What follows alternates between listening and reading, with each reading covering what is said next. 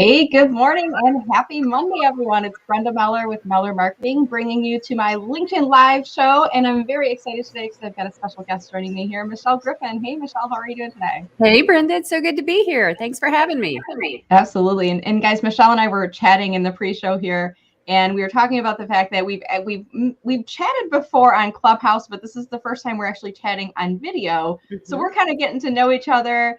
And I'm looking forward to having all the audience listening in on us as well. So I'm going to just drop a reminder in chat right now. If you're watching, we'd love it if you could tell us if you're watching this live or in replay. So just drop a comment below. You can do hashtag LinkedIn Live or hashtag replay, or just tell us where in the world you're watching from, what city, state, what the weather's like there today. Just give us a little something so we know this is watching.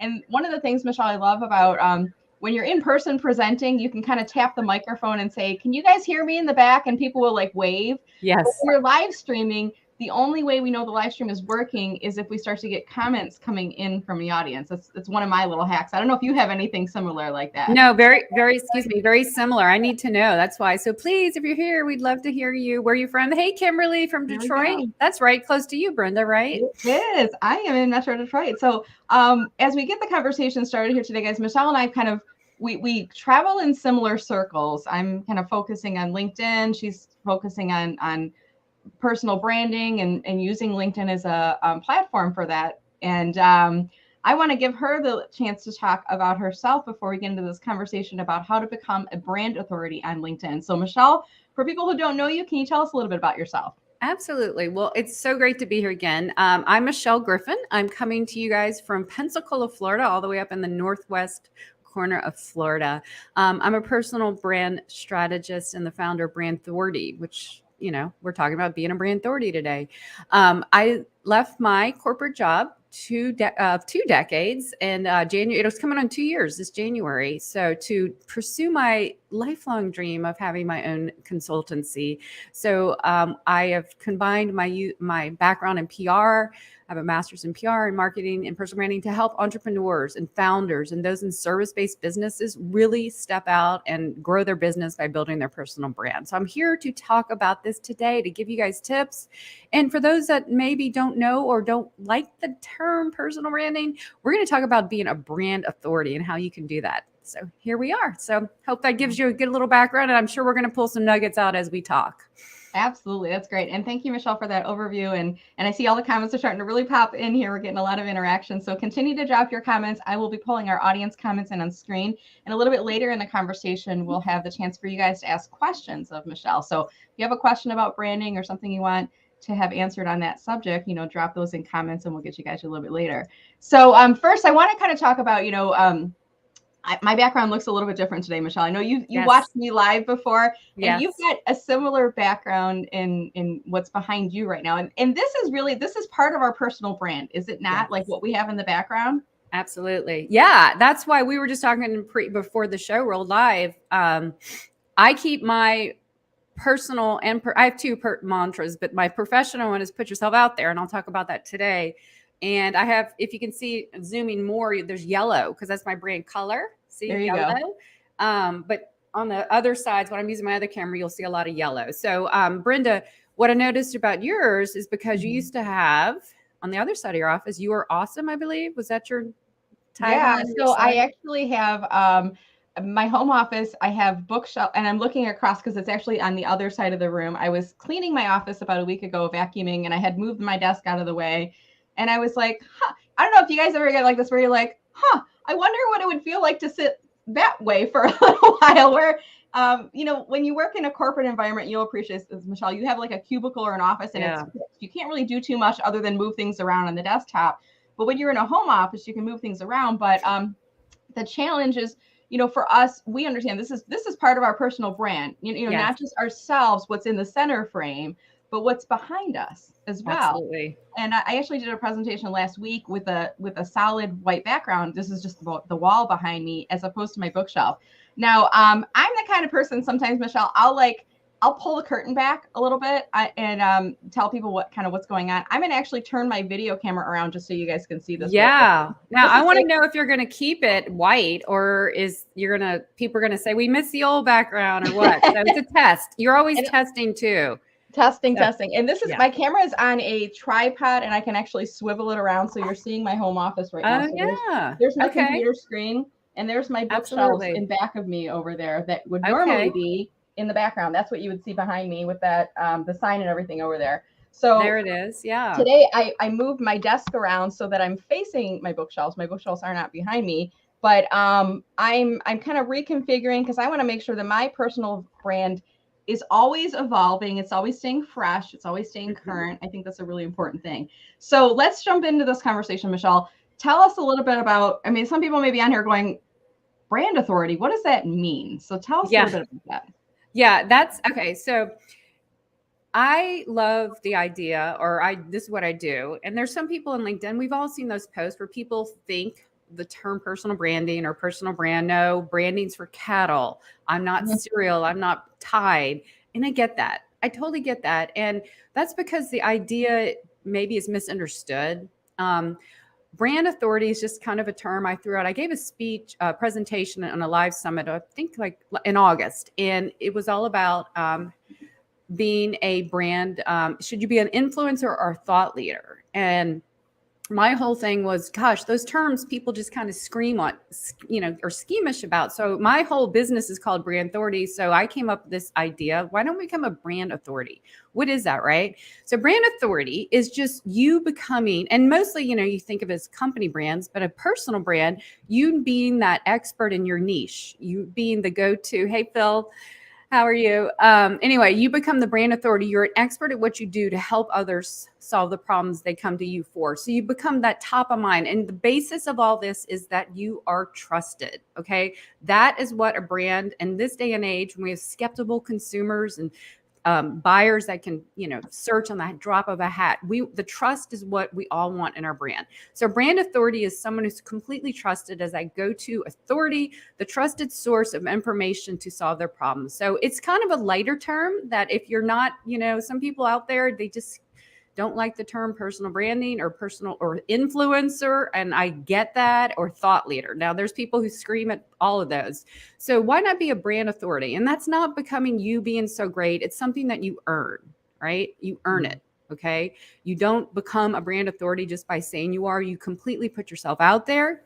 You put a lot of content. You're always out there solving problems, answering questions. And so slowly over time, by being consistent and solving those problems and making sure your brand is very on point, people will start making you the go-to person. So that's what we aim for. And at the end of the day, especially in service-based businesses where I work, you have to be trusted, right? Yeah. No one is going to want to do business with you unless the old cliche, know, like, and trust. But to me, you can know someone and like them, but at the end of the day, the trust is the most important thing you want. So hopefully that helps, but it's based on all about personal branding and branding in general. So I put a comment up on screen. I want to encourage our audience, if you're watching here, who in your network is a brand authority, and tag them below. Because I think part of this too, Michelle, it's about you wanting to be a brand authority and then setting yourself on a course to be so. Absolutely. But it's also, do people recognize you as a brand authority, right? Yes. You can't just say, even the ones that are thought leaders, I like to say they're thought thinkers, because there's a lot of people who, are excellent. And that's what I do. The whole reason I do what I do is because there's so many rock stars out there, to borrow your term. So many amazing people I hate the word expert too, but have so much knowledge, gifts, and all these things that can solve problems for people.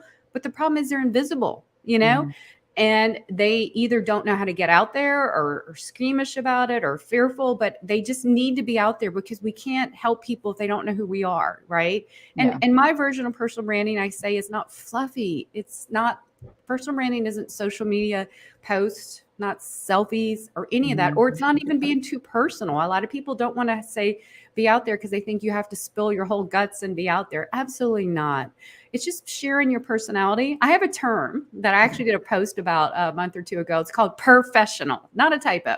It's a combination of being personable or having a personality, or personable and professional. So you can show and you're a great example of that, Brenda. I have to give you a shout out. You show us, you showed us your office, but you didn't tell us everything about you. Now you're really good about sharing, when you had your book launch, you had your family help you. That's how, fun. Hey, here's an example of Brenda being a brand authority. Her book launch. When was that, Brenda? When did your book come out? So I actually, I think I started teasing it like December of last year, and then it was Yes. officially Okay. was available in January of this year. That's when Brenda first appeared on my radar. She just appeared in my feed by cross pollination, as I call it. And I was just fascinated with your book launch. You did a whole post about your purple things you ordered from Yep. Uline or something. See, I Yep. remember all that. Yep. And Yep. your unboxing with your daughter. I mean, that was just great stuff to show who you are. And so I was like, heck yeah, I pre-ordered your book. Didn't even know you. Pre-ordered your book, got the autographed copy, and so and then here we are today. So Yeah. you're a perfect example of being personable, but not like spilling all like the deep dark secrets or anything. You don't want to Right. spill out. Yeah, I think there's a careful balance between you don't want to be like overly stuffy and full of yourself, but Yes. you also don't want to be like, I mean, I don't share everything about every act of my day, what I ate for lunch. I'm having a yogurt this morning, by the way, you guys, it's Yoplait. But I think there's a careful balance to being a real person. And I think that to me, I always like when I'm struggling with what do I post on LinkedIn, and do I feel like it's going a little bit too salesy, I pull it back and I'm like, well, how can I make this a little bit more personable? How can I make this more like, what is the average person wondering about this technique, whether it's video or sliders or sharing a video or sharing a selfie or something like that? Like, what can I help them with? Right, helps make them real. Absolutely. And the word authenticity is overused and one of those cliche jargony words we see on LinkedIn. I like to use the word genuine. And to me, it's just showing up online as you would in person. Now, for those out there who want to get out there, and I'll give you a little interesting tidbit about me. I'm super extroverted, I will talk to anyone who walks in front of me, basically. But I struggle, and I can really identify with people because I really struggle with sharing. I'm a very private person. I'd rather talk about anyone in the world about me. I'm terrible at my own self-promotion, terrible, because I just would rather help and celebrate other people. So I am learning, like I'm looking at people like you and Q's, just little tidbits. Like I was away this all past week in upstate New York visiting my family. And I posted a picture just of me and some scenery, and that got a lot of engagement. And I was like, that's probably like the first picture I posted of me just, personally. Yeah. Personally, other than, whatever, me doing an event or something. And that was like, maybe that's something I can just start doing. Now, on the flip side, to become a brand authority, you got to balance it. Like to me, maybe a 75, 85%. You want people to know that you're the go-to person on the problem you solve, right? Right. And but I think sprinkling, I like to call it a seasoning, just sprinkle or seasoning in your personal side. And we just need that, especially I think we've all gotten the endorsement from LinkedIn, right? That it's okay to humanize our brand and who we are.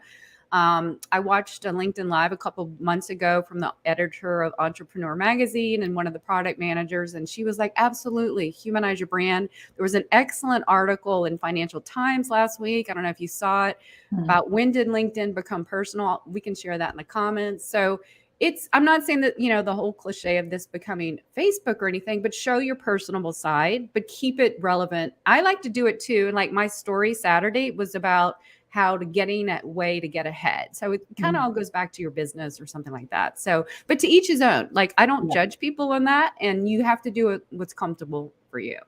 So let's talk about that, because there may be some people watching that are watching because they want to become a brand authority on LinkedIn, and either because maybe they're younger in their career, they're not as experienced, they don't have that confidence yet, or maybe they're positioning themselves for a career change and they want to be seen as a thought leader or as an expert in business development or marketing or digital media or some other path, customer service, customer engagement. They want to position themselves in that right way, but they're not sure where to get started. What advice do you have for them, Michelle?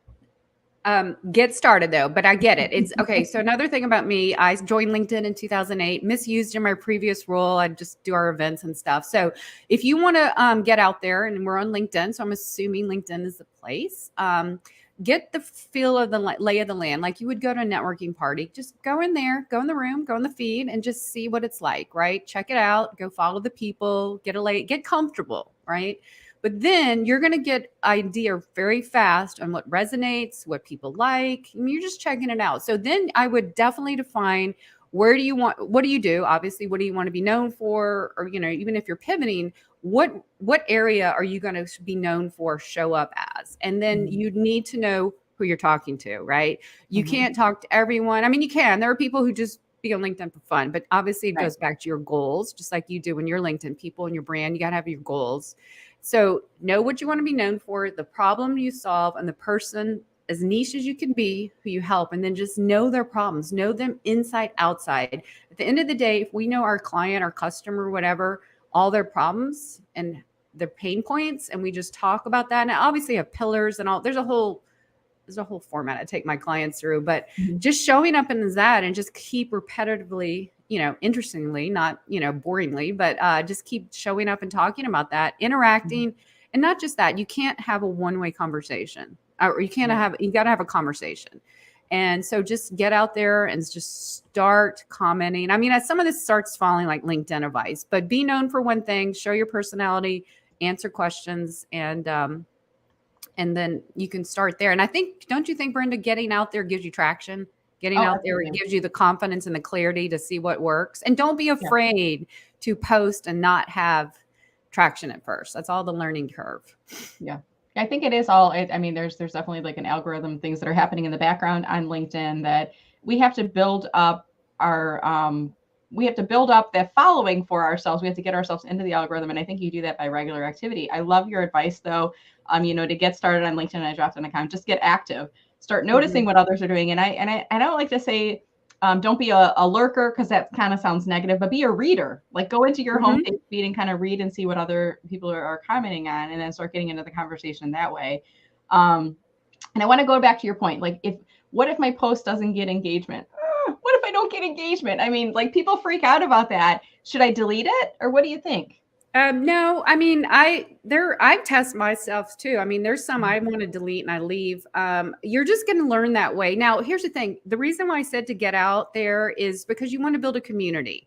You're going to have those. If you get out there and just start giving, the law of reciprocity is so important on LinkedIn. You're going to have that support system that will like your stuff when it's not that strong, right? Because we all have those posts, right? But if you completely get out there, the more you get out there, the more you will know what people like, what resonates, and then you can just feed them and keep serving more. But at the end of the day, if you're serving others and just giving, it's gonna trickle and grow. You're gonna plant the seeds and they're gonna grow. So I have clients, they just want to get out there and then they get upset, like, why isn't my stuff sticking? Because you obviously you can't get out there once, come back. You got to be out there, right? Be visible.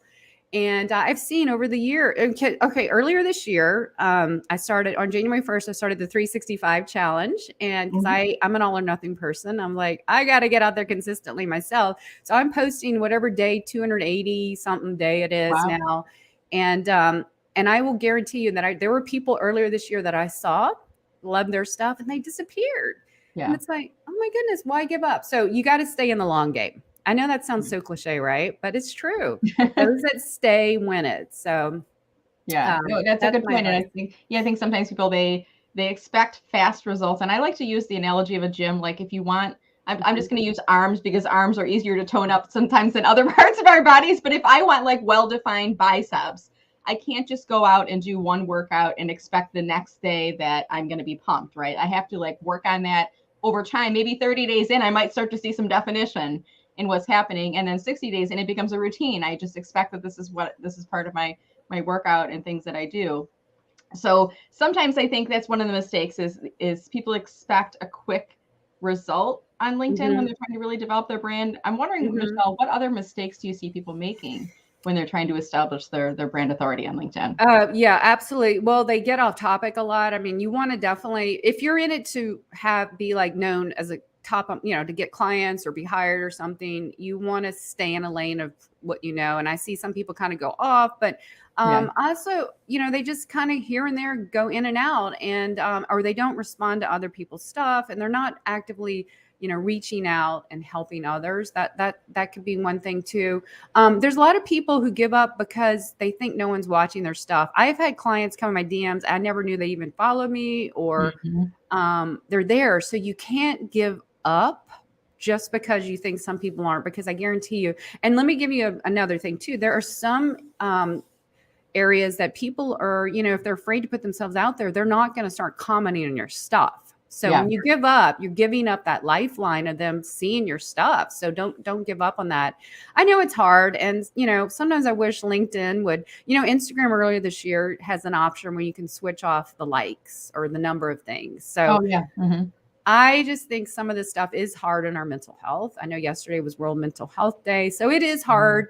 I personally don't like to talk about all that, views and stuff, because I don't want my clients or anyone to think that it's all a numbers game. It is at some point, you want more reach and visibility, but at the end of the day, just start and just be focused on that one thing. No one is thinking about your post. I had a quote last week from Eleanor Roosevelt.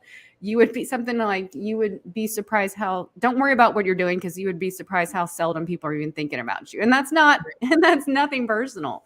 And a lot of times when our post or whatever, it's just because it's not in context, right? Or your headline. I'm super, super obsessed about getting that headline right, so people will read it. So there's a bunch of different things I work with my clients, but at the end of the day, just stay in the game and know what you're talking about and who you're talking about. I want to pull up your LinkedIn profile, if you don't mind, Michelle, to show people your headline up on screen, because as we're having this conversation about it, I'm like, I think this might be kind of helpful for people to see. So give me just a second. You'll see my yellow, which I love you and your yellow are like me and my pink, my magenta. It's the consistency, and it helps to kind of create a little bit of that brand continuity. So let me just grab the Chrome tab. I think it's this one right here. I think we can see it up on screen. Let me make it a little bit larger. I love in StreamYard how we can kind of see as we're navigating through. So your headline is the part in here, Michelle, that reads, brand strategist, build your personal brand authority to grow your visibility in business. Host the Business of You show, right? So I just made it a little shorter today for the show because I knew it'd be on there. But very good. So tell us, the headline, because there may be people who are like, wait, my headline says marketing consultant at Brand Authority. Like, you can change that. Like, why should I change that? Absolutely, because that's, as you know, because you're a LinkedIn trainer, that's just your default. Okay, so everyone has personal on the headline. I see some people that say I help, and I get that. If you're just starting out on LinkedIn, my personal belief is have that micro nanosecond of what I do. So my brain, because I'm all about taking the friction out of anything we're online. So they see me. Sometimes I used to have personal brand strategists, but then I just put personal thing in the thing. So I like having your title, not your title, what you do. So my brain can wrap, and then kind of a thing. Now I took out all the entrepreneur stuff. You can kind of, some people will be insistent about having the niche on there. And I've kind of changed it here and there, but right now I'm just going to kind of go with that, because at the end of the day, your headline and your, this area should be like the top of your website. You want to have them go down, just keep going down. I look at your LinkedIn profile, if you're not looking for a job, as a mini website landing page. And so my about summary gets really detailed in who I help and why it matters. So let's talk about your emoji you have in here. I see this little bullseye emoji on here. Yes. And some people might go, how did she do that? So you want to talk about the tricks of the trade? How do you do that? And should we all use an emoji, or what are your thoughts there? Well, it's a personal preference, obviously. It's positioning. I'm really big about positioning. Branding is all about the positioning in the marketplace and why the feelings you give people. And so this is kind of like a target, like I help you nail it. Like, so that's kind of like I want the closest to a branding person I could get, I guess. Yeah. Anyway, so I have that. Yeah. So you can add it. Now it's a personal thing on who you are, your industry, your clients, all that. I also have you notice, Brenda, I have my name in all caps. Yeah. That also catches any spammers. Tell us about that, because I see that you use cap, and I see some people, I don't have it mine in all caps, but why is that part of your brand, or is it more to catch the spammy copy and paste people, or what? A little both, like to stand out, right? Okay, so early in the year I had it, and I kind of just took it off. I'm like, you know what? When you get tagged and stuff, having all caps really is, without breaking the LinkedIn code of, terms of a user engage or whatever it is, the terms of agreement, I believe caps are fine. So that helps you stand out. And also too, I know if I get a DM and that, it's just definitely a spammer or a bot. So, so a caps is a good way to stand out. So I tried that. And then I have that little emoji, and I am a firm believer your headline is the most important thing on LinkedIn. And I think we all agree on that. Now I look at your profile banner as like your personal billboard. It's kind Yeah. of, I don't do a lot now. I know there's some people who do a lot of things in there. I try to keep mine real simple. Mhm.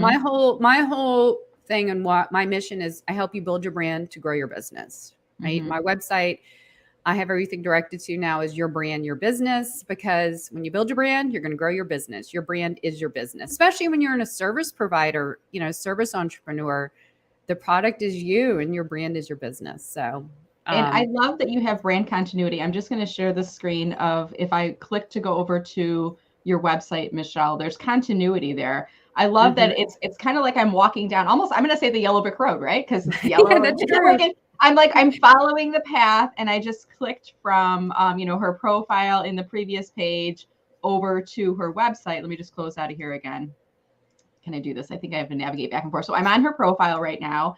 And then when I click to go to her website, you can see that there's brand continuity there. The yellow banner, her picture, there's similarity in the words that she's using as well. So I really like how you're guiding people through. Yep, you're in the right place. Like, you click on my profile and there's some brand continuity in there. I did say that we had a question come in from Kimberly, and she said, "How did you design your LinkedIn page?" I'm thinking she might be referring to that banner. Oh, Michelle. absolutely. Great question, Kimberly. I absolutely am a Canva person. Even my profile cover video as a shout out. If you don't want to be on video, my cover video is made Canva all the way. So if you want to quickly, and one of the things, as you know, Brenda, you'll see, unfortunately, too many people have blank areas there. If you go on canva.com and Google LinkedIn banner, there's 50 templates. You can just grab one in the meantime, customize it to your colors, and boom, you've got a great one. So when I have events, or sometimes when I'm doing my show, I'll have like a black banner. I have like a subtle advertisement or call to action. I don't have one there. I'm probably not practicing exactly what I teach, but a subtle call to action is extremely important too. But canva.com for LinkedIn banners and cover video. You don't have to be in the video. You can play mine later if you want. But can I play yours now? I was actually absolutely, and there's no sound in it. I took the sound out because it was a little too obnoxious. So that's okay. So let me show you guys what happens if you visit Michelle's profile. You don't have to be connected to her, but I'm just going to refresh the page. Look at her headshot photo. Watch this right now. This is a newer feature on LinkedIn. If you watch the headshot photo, you're going to notice it just flickered there. And now there's a video that's kind of playing in the background. So we get like a 3-second preview, I think it is, Michelle. I think so, yeah. Right. And then if I click on it, I can see the full video. And you said there's not sound, so you guys aren't missing any sound that's in there. But what I do like about this is you're using brand continuity. You're having messages in there. If I wasn't talking, people would actually probably be reading this right now. But it is giving us there's the authority. Right. Yeah, I love it. So this was created in Canva, you said. Very cool. So there you go, guys. So check that out. And let me just click to go back out of here. I'm going to close this window right now so we can get back into just me and you talking again here. Awesome. So I put on there canva.com. I love it. I tell people it's like graphic design for dummies. Yes. I'm not a dummy myself. I'm just a graphic designer, but it makes it easy, right? It makes you a visual designer. I like to call myself a visual designer because I absolutely love Canva, not a graphic designer, but it's really easy. So yeah, very cool. All right, so I want to see if there's any other questions that people have. And I think I see there was 1 or 2 more in here. This one is, I wish StreamYard would kind of squish the comments down when we They're big. Yeah. And sometimes I like to call them a Wilson comment because of the size of the comment. Remember at Home Improvement where that guy Wilson was like over the fence? Oh, yeah. That's true. You're right. I feel not quite, but Kimberly is asking, how can you benefit from branding without regularly posting on LinkedIn or social media? What are your thoughts there? Okay, so Kimberly, so you benefit without regularly posting or LinkedIn or social media. Talk about how to develop engagement through not really through sales. If you're hanging out, go ahead. No, I was going to say, or another program. Wonder what that one might be.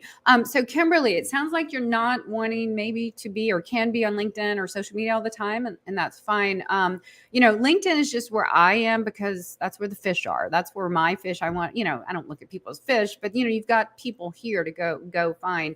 If you're finding them on Salesforce, I'm not very familiar. I mean, I'm very familiar with Salesforce, but I don't use it. So I'm not sure how to, post on or get into there, but find out where they are and just be there visibly, be there consistently, and just, be a help. You can go on Reddit, you can go on Quora. There's other areas that you can just give your expertise, give answers to. So just show up where they are and answer their questions and help them. And you will, and consistently, right? Yeah. Consistently. Another cliche word in LinkedIn, but I don't know other regularly, maybe. Right. That's how you get, they say it used to be like 7 impressions to people start paying attention. I think it's more like 12 or 15 now in our attention economy. You will continue. And that's why I'm not, I'm consistently out there. Every day this year, I am at 7 days a week. That's a lot, right? I don't know that many people can do that. Come 2022, I will be here 5 days a week posting. But I get that's even a lot for some people. Look, something is better than nothing. If you can start it 1 day a week and build up, just try to be out there and answer questions. So hopefully that helps without really knowing too much about the back end of Salesforce. I'm going to just add on to that too for Kimberly or for others. If you're not able to or can't be active on social media, I think part of it is setting up your LinkedIn profile like Michelle has done, with a nice banner, with a great headline, like having all the information in there. So you become a destination as people are looking you up. There's some branding and some consistency it's being built into there. Even if you can't post. Would you agree with that, Michelle?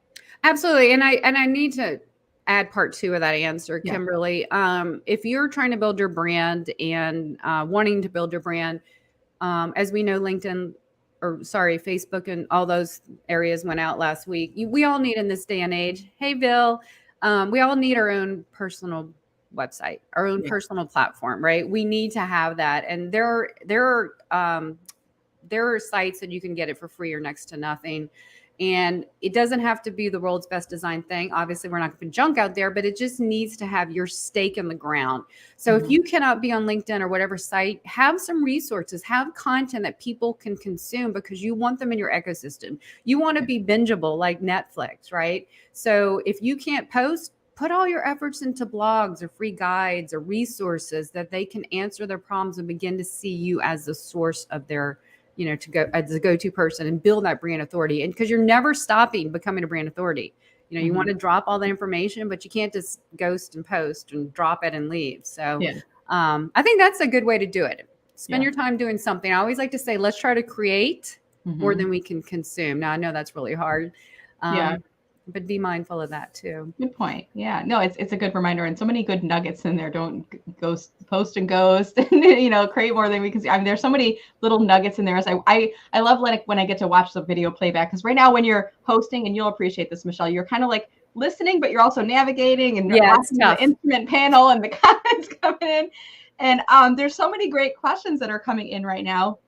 So Cynthia's asking a question about your company page. I don't know about you, Michelle, but when I think of company pages on LinkedIn, I think of Michelle Raymond. I knew you were going to say Michelle Raymond. And Michelle Raymond, who's in Australia, couldn't be here right now because she's sleeping, but she will be watching the replay. So you've had Michelle last month, I believe, right? Yep. She is I don't know. Do you know Brenda? Because you've been on LinkedIn. You do the Rockstar list. Do you know anyone else who does company pages other than Michelle? There are a couple people, but I think she does them as a sole focus. I mean, there's a few people, and I won't name names right now, but there's a few people who have company page strategies a part of their LinkedIn strategy services.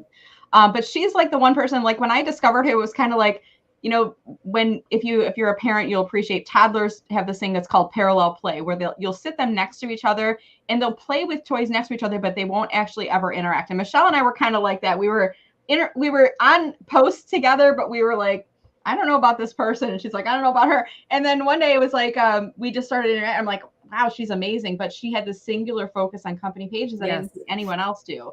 So let's get to Cynthia's question. Yeah, Cynthia, thanks for the question. Yeah. So I would do both. Like right now, if you go to my company page, I just started building it out. It's hard to build it out, right? So what I'm doing is I just started. I only have like 125. So what I'm doing is I archive every single post I always put on LinkedIn. I have every month categorized by date and month. And so my VA is helping me. We take a lot of the content and we make, posts and, reformat some of the information. So I'm strictly on my company page, just putting helpful stuff. I would do it in tandem of what you're doing in your personal page. You can, and I'm not doing a really good job of cross promoting my company page that much, but I'm building it up. And so we're just doing that. So I would say that you should do both, but I defer to Michelle Raymond. Yeah. If you want the goods on company pages, go look up her LinkedIn. Maybe you can leave a LinkedIn to it, the company page. I'll tag it on. It's good trading code. Yeah. But what I would say is definitely, to Cynthia's question, it definitely is important to have a company page set up because, especially in Michelle's case, she's a brand, her company's called Brand Authority. You expect that she is a brand authority. And let's say I were to be on Michelle's profile, scroll down to her experience section, and next to her company name, there's like that gray avatar. I would be like, buildings. Yeah, right. Like, why doesn't she have a logo there? I would question, is she legitimate? And I think also when you click to go over the company page, it's kind of like a highly concentrated place because not a lot of people go there, but the people that go there are people that are interested. They're leaning in to learn more about your company. And the ones that'll follow you are the hand raisers that say, yes, I want to know more information. So I'm going to tag your company in comments right now, Michelle. I want to encourage people that are on this session to follow Brand Authority on LinkedIn. And I'm always posting. My stuff is not promotional. It's 100% just nuggets of personal content. The pillars on this are, branding, personal branding, LinkedIn content, to grow it. So, some company pages are all promotional. Look how great we are. Mine's just, here's some helpful advice. I'm throwing that out. One of the things about company pages, as you know, they're giving more bells and whistles. There's so many things you can do to add your resource guide. So my thing is when my clients, they don't have, like you said, logos, and like this, because LinkedIn forces you. Either you don't have a page because they feel like I don't want a page because I don't want to deal with it or build it up. But then you have those great, I think Michelle Raymond told me that, the gray buildings, those little, I'd rather would have a beautiful logo. And then you don't have to post every day on your post, and you just do something occasionally, but then you can link to your website. It's the best way to check you out and directly get to your website, where you can't do that in the personal page, right? Well, you can in the contact, but most people don't know that, or down in the bottom.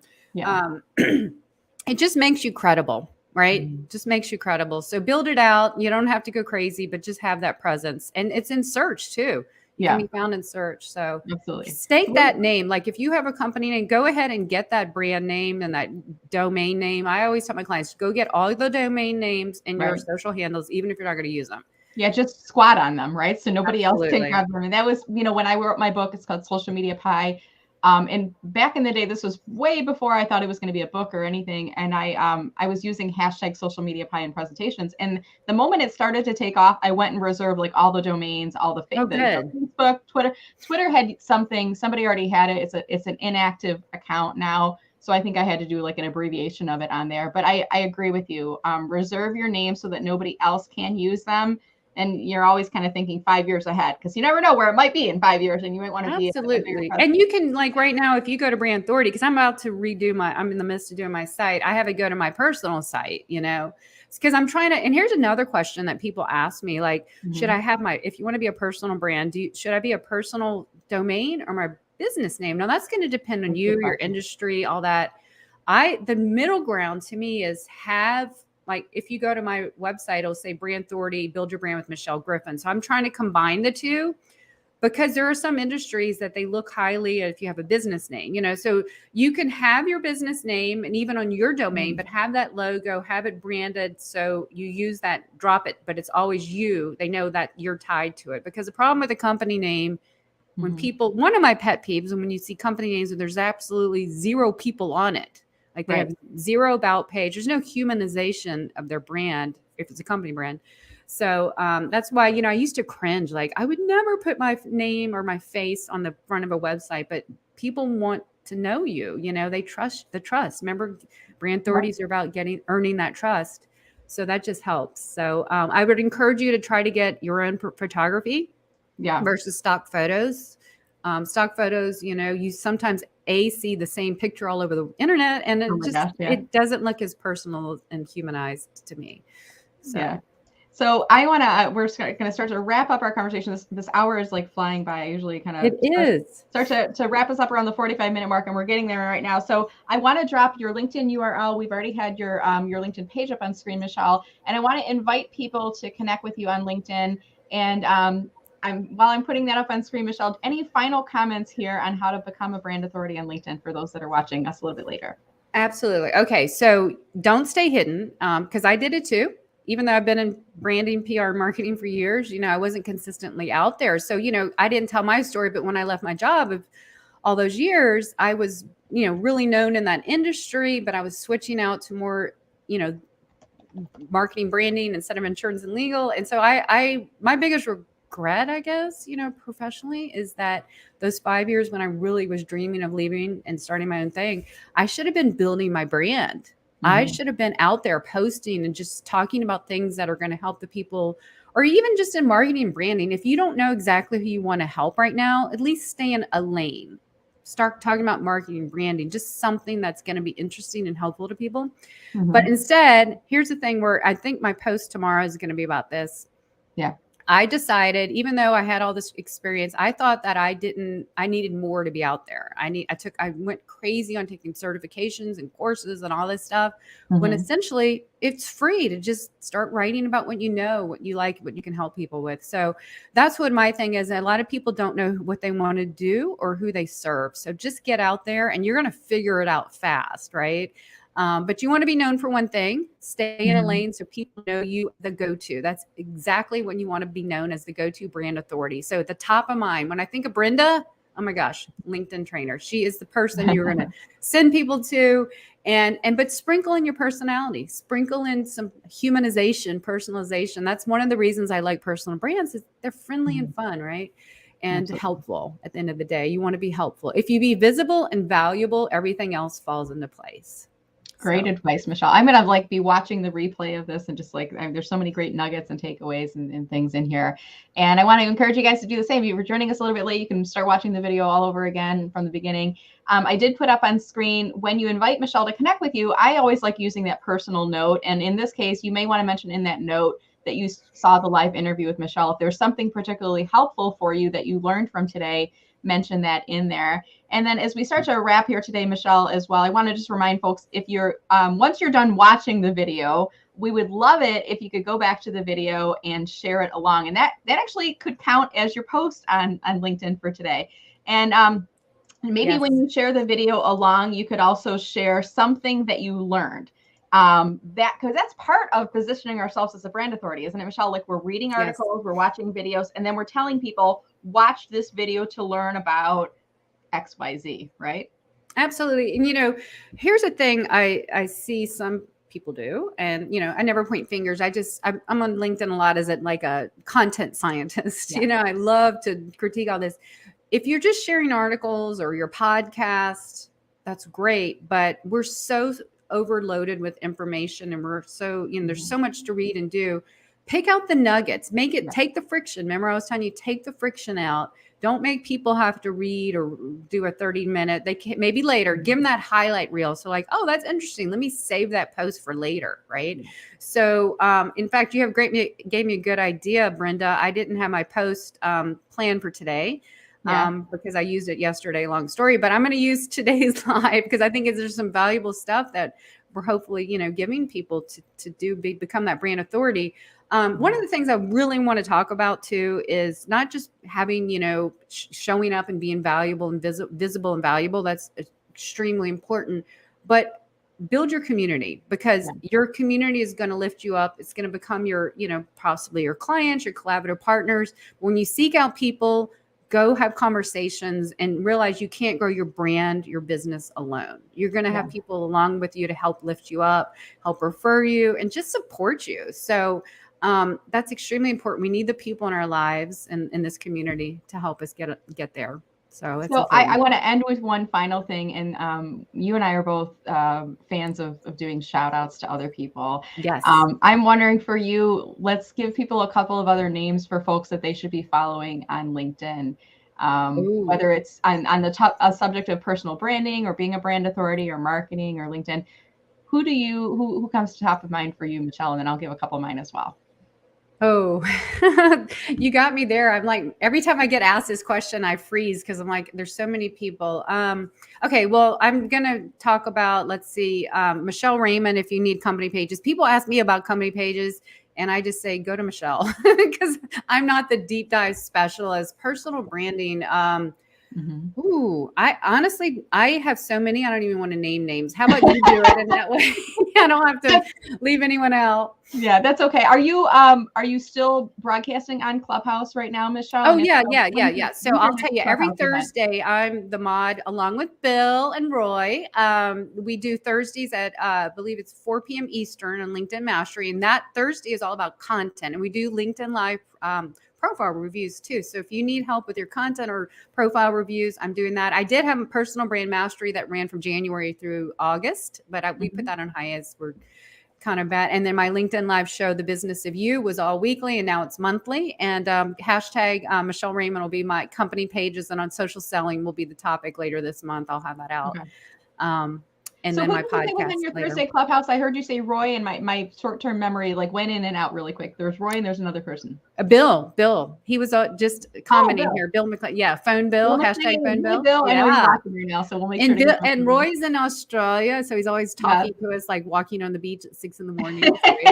So he'll see our comment like later on today when he wakes up, and we're just going to bed. And you're on there too. LinkedIn Mastery in the Thought Leadership Branding. It's like the longest running consecutive show on Clubhouse. So great people there.